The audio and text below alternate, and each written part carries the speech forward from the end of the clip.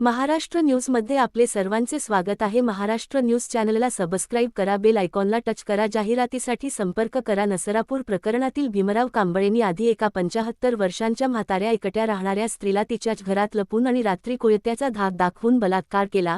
म्हातारी बिचारी रातोरात मुलीकडे निघून गेली। दुसऱ्या दिवशी जावई गावात आला आणि कांबळे विरोधात तक्रार केली।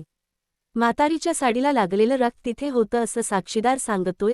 तरीही केस कोर्टात टिकली नाही आणि त्याची निर्दोष मुक्तता झाली। या प्रकरणात कांबळेच्या बायकोनी जमीन विकून त्याला वाचवला म्हणे।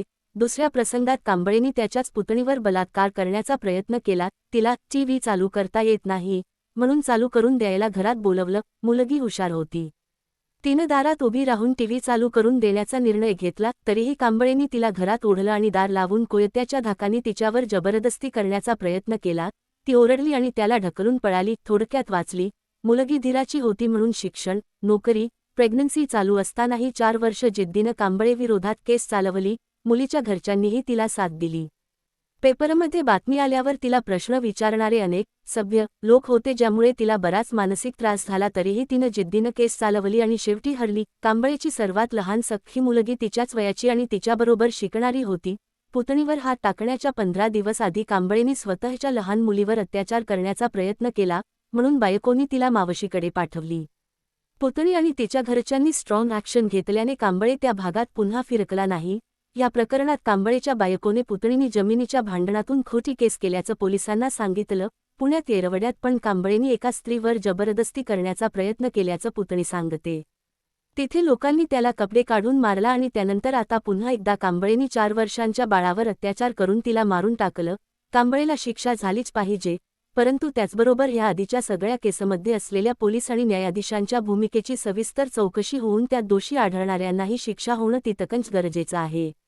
कारण सातत्याने बलात्कार करण्याची कांबळेची हिंमत वाढण्यासाठी त्याला आधीच्या केसमध्ये निर्दोष ठरवणारी व्यवस्थाही तितकीच कारणीभूत आहे। कांबळेच्या बायकोचं तर मला आश्चर्य वाटतं। इतका विकृत नवरा असेल तर बायकोसोबत त्यानं काय केलं असेल? स्वतःच्या मुलीवर अत्याचार होऊ नये म्हणून तिला मावशीकडे पाठवणं तिला कळतं, मग इतरांच्या मुलींच्या बाबतीत ते होऊ नये हे का वाटत नाही? असला ठरकी नवरा असण्यापेक्षा नसलेला बरा, हा विचार का नसेल आला तिच्या मनात? माणूस किंवा स्त्री म्हणून अस्तित्व हे बायको असण्यापेक्षा जास्त महत्त्वाचं का वाटलं नसेल तिला? ती आर्थिकदृष्ट्या त्याच्यावर अवलंबून होती म्हणून की काय? कांबळेच्या बायकोची पण ह्या सगळ्या प्रकरणात चौकशी होणं गरजेचं आहे।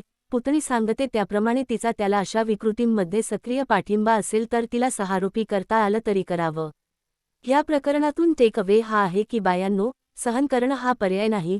ती पुतणी बोलली, धैर्यानं उभी राहिली, कायद्याच्या मदतीने त्याला नडली म्हणून वाचली। भले केस हरली, पण त्याच्या मनात तिच्या घराजवळ फिरकायची हिंमत तर नाही झाली। बोल या चित्रपटाच्या सुरुवातीलाच एक वाक्य आहे, things in our society don't change cause we don't speak up. Speaking up is the first preventive measure. चुकीच्या गोष्टींविरोधात बोलणं हा पहिला प्रतिबंधात्मक उपाय आहे।